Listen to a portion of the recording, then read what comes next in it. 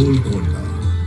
नाम दिलचस्प है और इतिहास तो और भी ज्यादा। गोल्लाकोंडा तेलुगु में इसका अर्थ हुआ चरवाहों की पहाड़ी। इसी से नाम पड़ा गोलकोंडा।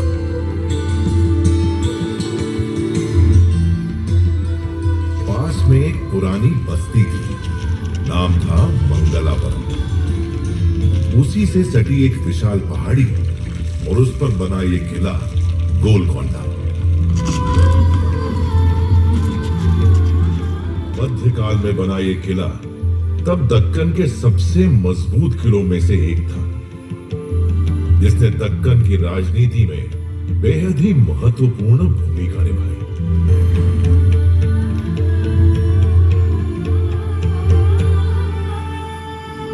सदी 12वीं थी। आज का तेलंगाना तब तेलिंग कहलाता था, जिसकी राजधानी थी ओरुगालु। शासक थे काकतीय राजा। गोलकोंडा तब उन्हीं काकतीय राजाओं के अधीन आता था। काकतीय यहाँ के मूल हिंदू शासक थे और अपने समय में बेहद शक्तिशाली थे।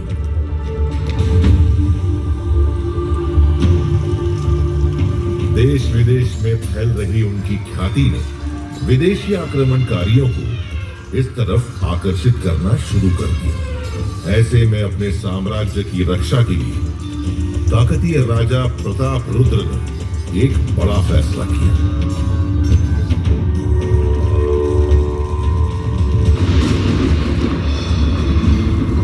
मैं काकतीय नरेश प्रताप रुद्र गोलकोंडा दुर्ग को और सुदृढ़ करने का आदेश देता हूं। ऐसा होने से ये दुर्ग देवगिरी की ओर से होने वाले आक्रमणों से निसंदेह हमारी रक्षा करेगा और शत्रु को मुंह तोड़ प्रत्युत्तर देने में हम अत्यधिक सक्षम होंगे।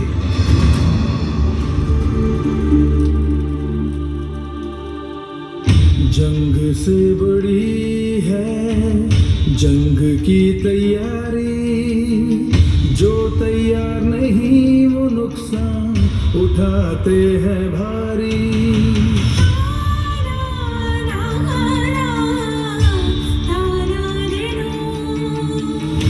जंग से बड़ी है जंग की तैयारी, एकजुट रहेंगे तो पड़ेंगे हम भारी।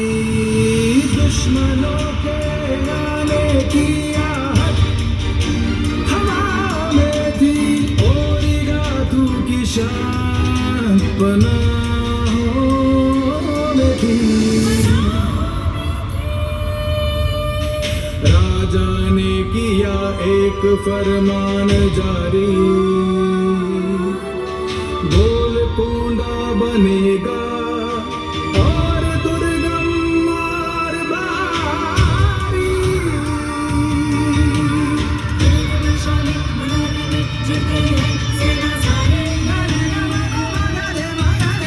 क्योंकि जंग से बड़ी है जंग की तैयारी। जंग से बड़ी जंग की तैयारी, जो तैयार नहीं न नुकसा उठाते हैं भारी।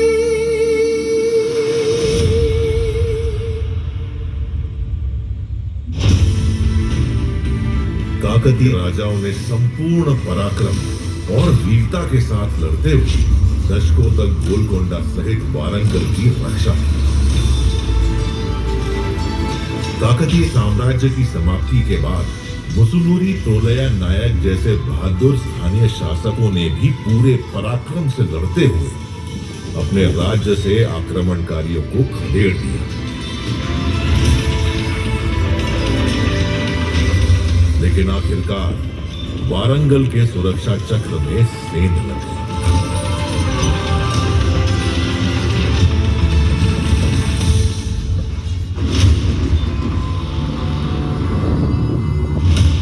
वक्त ने एक बड़ी करवट ली। दिल्ली सल्तनत के एक वजीर अलाउद्दीन हसन बहमन शाह ने दक्कन में बहमनी सल्तनत की नींव रख दी।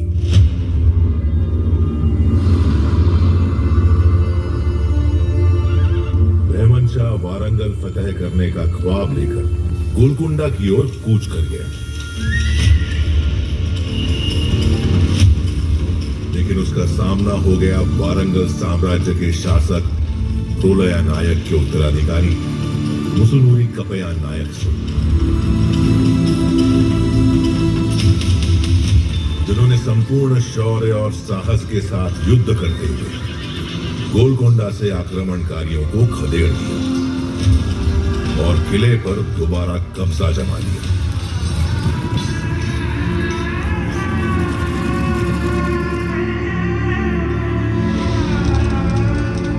सिर्फ 2 दशक ही बीते थे।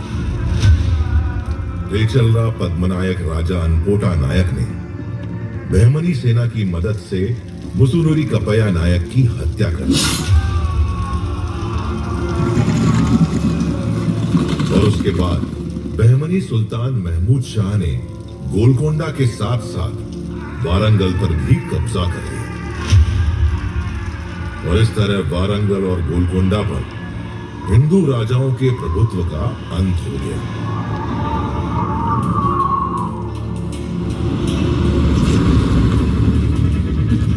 मैं इतिहास वक्त के इस मोड़ पर एक बड़े बदलाव की आहट को महसूस कर रहा हूं।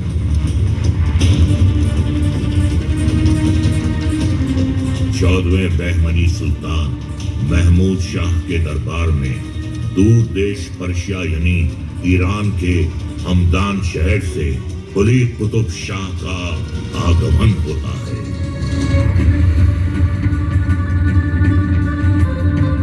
कुली कुतुब शाह बहमनी सल्तनत का अहम सूबेदार बन जाता है।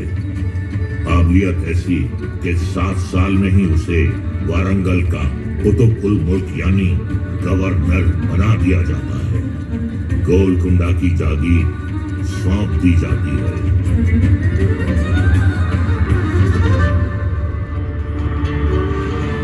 वक्त के पन्ने पर गोलकुंडा एक नया हस्ताक्षर करता है। बहमनी शासन का अंत हो जाता है। कुली कुतुब शाह खुद को गोलकोंडा का नया सुल्तान घोषित कर देता है।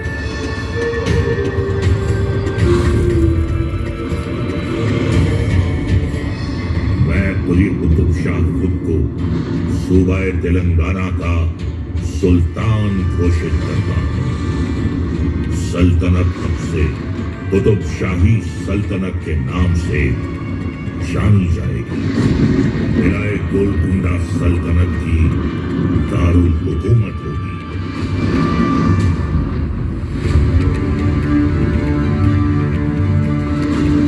सुल्तान कुली कुतुब उल मुल्क के साथ ही तेलंगाना में कुतुब शाही सल्तनत की नींव पड़ गई। सुल्तान कुली ने गोलकोंडा को अपनी राजधानी बना दी, किले का सौंदर्यीकरण कराया और नाम रख दिया मोहम्मद नगर।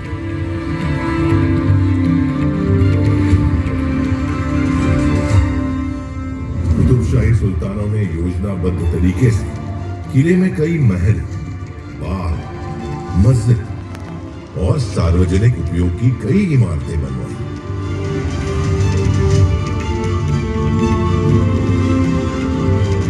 7 किलोमीटर के दायरे में फैले इस किले में 8 दरवाजे, प्रवेश द्वार बाला हिसार के आगे दीवार खास और दरबार है। उसके बाद सुल्तान का निवास और रानी का महल है।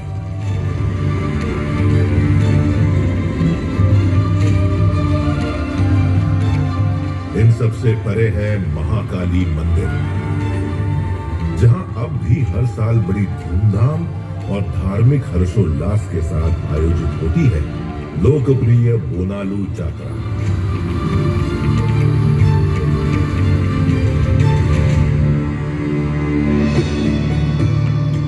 सुल्तान कुली के बाद उनके तीसरे बेटे जमशेद कुली कुतुब शाह सुल्तान बन बैठे। बड़े भाई जमशेद कुली के साथ चले लंबे संघर्ष के कारण छोटे भाई इब्राहिम कुली को गोलकोंडा छोड़कर मजबूरन विजयनगर साम्राज्य में राम राय के अधीन शरण लेनी पड़ी। शासन के 7 साल ही हुए थे कि जमशेद कुली की मौत हो गई। तब विजयनगर से वापस आकर इब्राहिम कुली ने खुद को गोलकोंडा का सुल्तान घोषित कर दिया। उन्हीं के शासन में एक झील का निर्माण हुआ। झील का नाम उनके दामाद प्रसिद्ध सूफी संत हुसैन शाह वली के नाम पर हुसैन सागर रखा गया। इब्राहिम कुली ने मूसी नदी से आगे गोलकोंडा का विस्तार करना शुरू किया। इस कार्य को पूरा किया उनके बेटे सुल्तान मोहम्मद कुली ने।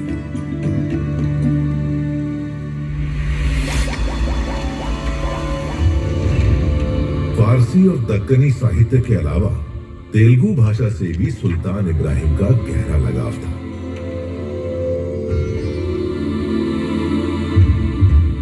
गोलकोंडा में तेलुगु शिक्षा को संरक्षण देने वाले वे पहले शासक थे।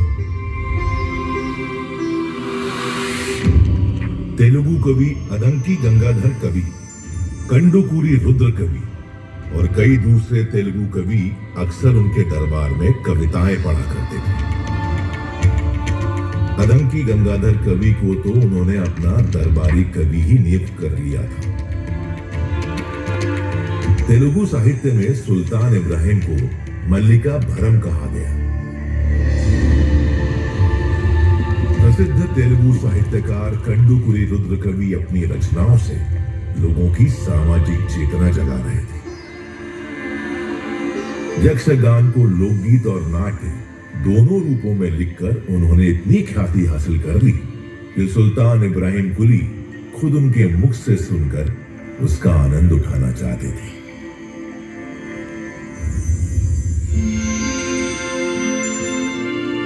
इब्राहिम कुली कुतुब शाह के पुत्र हुए मोहम्मद कुली। किशोरावस्था में ही मोहम्मद कुली की मुलाकात हुई मूसी नदी के उस पार चिचलम गांव की भागमती से। दोनों का प्रेम परवान चढ़ने लगा।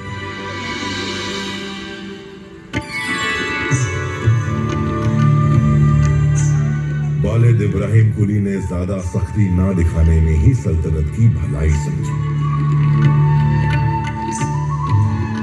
और इस तरह भागमती और मोहम्मद कुली एक दूजे के हो गए।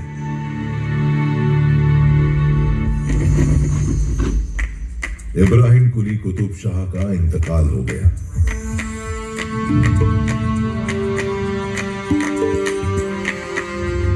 शहजादे वारिस मोहम्मद कुली कुतुब शाह गोलकोंडा के सुल्तान बन गए।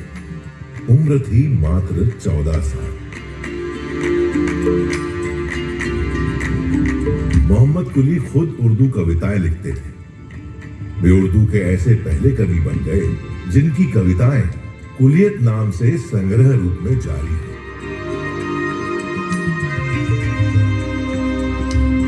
वास्तुकला की इस्फहानी शैली का प्रयोग करते हुए मोहम्मद कुली ने शहर हैदराबाद बसाया। ईस्वी सन 1591 में चार कमान प्लाजा के बीच विश्व प्रसिद्ध चार मीनार की तामीर करवाई। 11 सुंदर बाग लगवाए और शहर का नाम दिया भागनगर।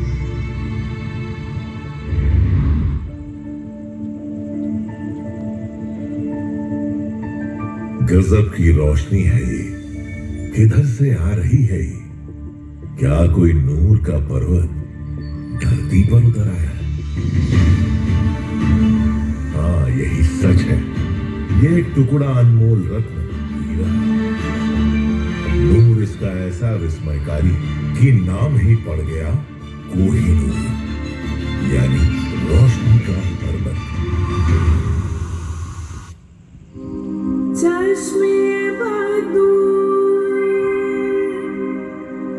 अल्लाह का नूर, शामिल उसमें जरूर है।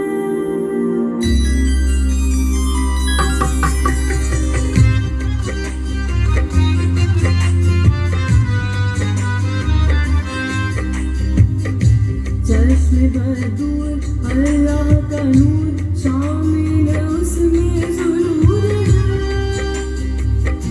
दिखना ना जैसे हो ख्वाब मिल जाए तो वो सुरूर है। सबसे अलग, सबसे जुदा, उस पे तो हर एक दिल है फिदा। दुनिया जहां जिस पे कुर्बान शाने हिंदुस्तान,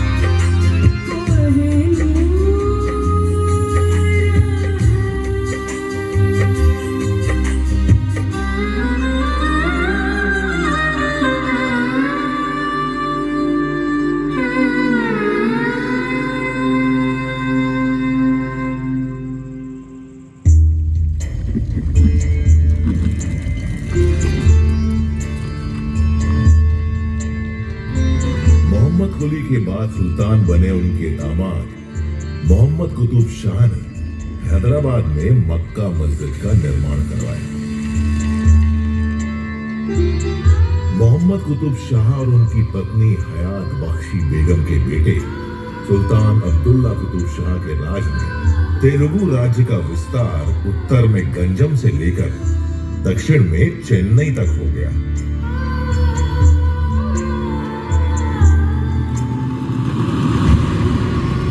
इसी बीच मुगल बादशाह शाहजहां का बेटा औरंगजेब दिल्ली से आकर दक्कन साम्राज्य का गवर्नर बन बैठा। बाकी मौका मिलते ही वो गोलकोंडा पर चढ़ाई कर दी।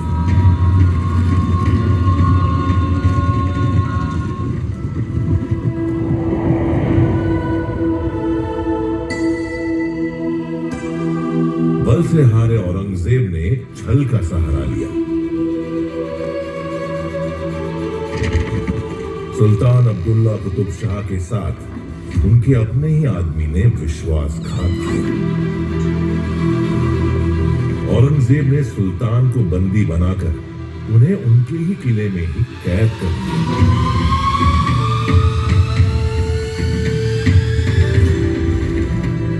एक रणनीति के तहत अब्दुल्ला कुतुब शाह की मां हयात बख्शी बेगम ने औरंगजेब के सामने एक संधि का प्रस्ताव रखा।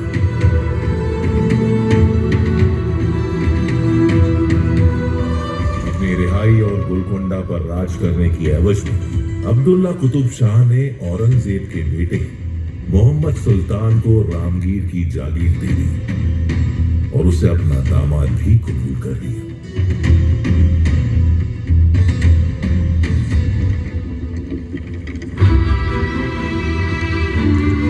अब्दुल्ला कुतुब शाह के इंतकाल के बाद गोलकोंडा के नए सुल्तान के तौर पर ताना शाह के नाम से प्रसिद्ध उनके दामाद अबुल हसन की ताजपोशी हुई।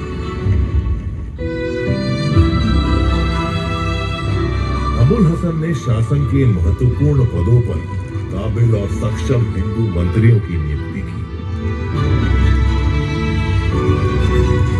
उन्हीं में से दो सगे ब्राह्मण बंधु थे, अक्कन्ना और मदन्ना।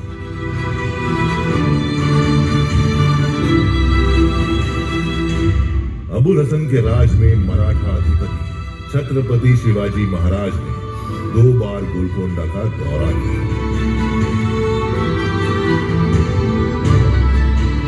पहले सन 1672 में, फिर सन 1677 में।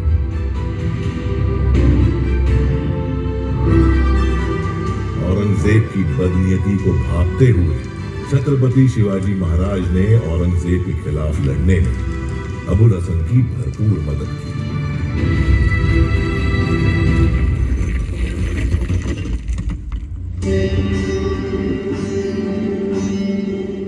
सुल्तान अबुल हसन ने अपनी प्रजा से सीधा संवाद बनाना शुरू कर दिया। सुल्तान एक दिन जा पहुंचे कुचिपुड़ी गांव। गांव वालों ने अपना पारंपरिक नृत्य पेश कर उनका स्वागत किया। सुल्तान खुश हुए और उन्होंने इस नृत्य का नाम रख दिया कुचिपुड़ी नृत्य।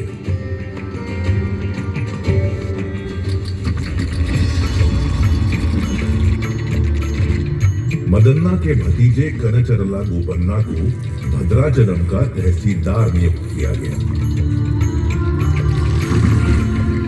भगवान श्री राम के अनन्य भक्त कनचरला गोपन्ना ने भद्राचलम में रामचंद्र मंदिर के जीर्णोद्धार में राजकीय खजाने की कुछ रकम खर्च कर दी। इस बात से खफा अबुल हसन तानाशाह ने उन्हें गोलकोंडा किले में कैद कर दिया। कहते हैं तब स्वयं भगवान श्री राम सुल्तान अबुल हसन के सपने में प्रकट हुए और उन्होंने चोरी की रकम के बराबर स्वर्ण मुद्राएं सुल्तान को देकर अपने भक्त कनचरला गोपन्ना को रिहा करा दिया।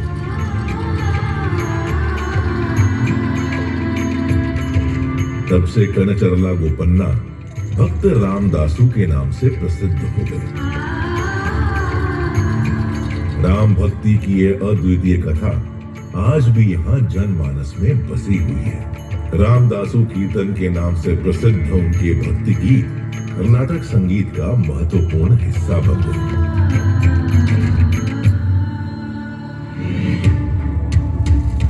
अबुल हसन तानाशाह मुगलों से लड़ने में बीजापुर की मदद कर रहा है और हिंदुओं को मंत्री बना रहा है। इन सब बातों को सुनकर मुगल बादशाह औरंगजेब आग बबूला हो गया। उसने अपने बेटे के नेतृत्व में मुगल सेना को गोलकोंडा रवाना कर दिया।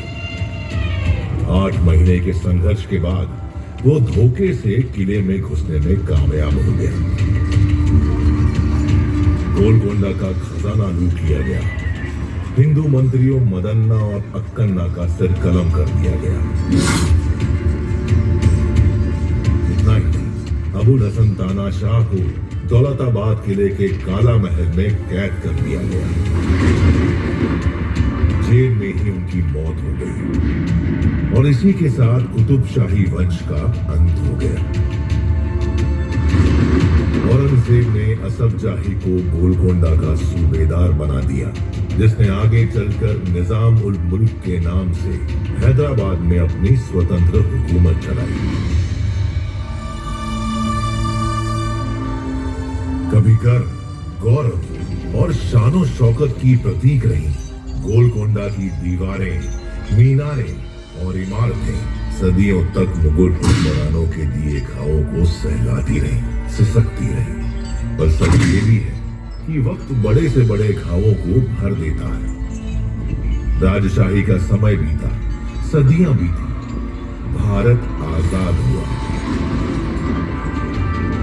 सितंबर 1948 में हैदराबाद और गोलकोंडा भी असफ जाही शासन से मुक्त हो गए। स्वतंत्र भारत की गणतांत्रिक शासन व्यवस्था ने एक बार फिर मौका दिया गोलकोंडा को मुस्कुराने का।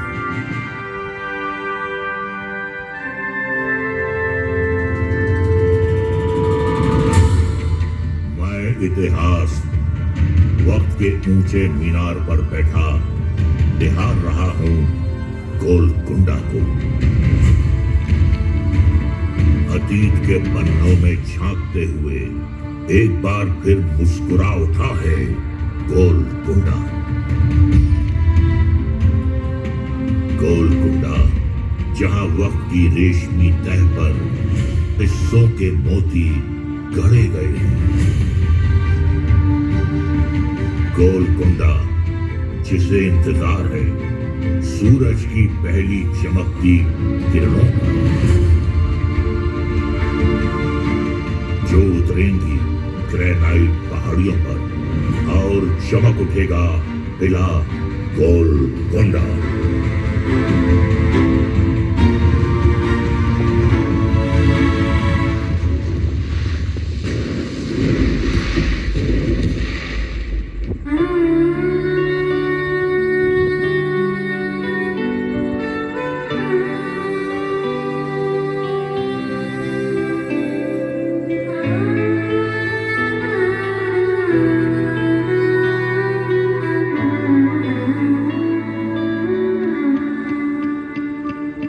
तेरे सीने में जो उभर निकलते हैं वो कोई संग नहीं, एक रंग नहीं।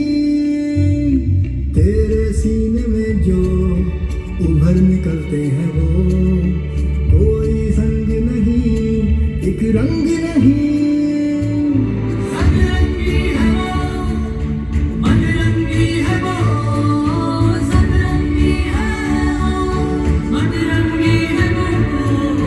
भारत की शान गोलकोंडा, भारत की शान गोलकोंडा, रुतबा ईमान गोलकोंडा, भारत की शान गोलकोंडा।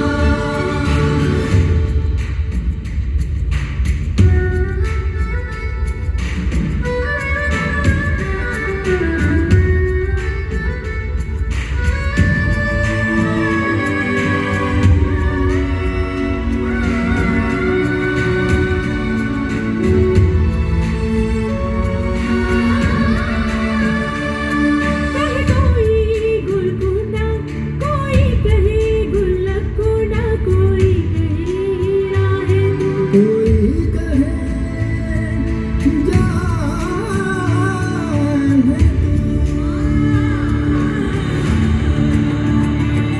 तेरे शान के सदके हैं, गुलबान के सदके हैं। तेरे शान के सदके हैं, गुलबान के सदके तेरे दिलों जान। ये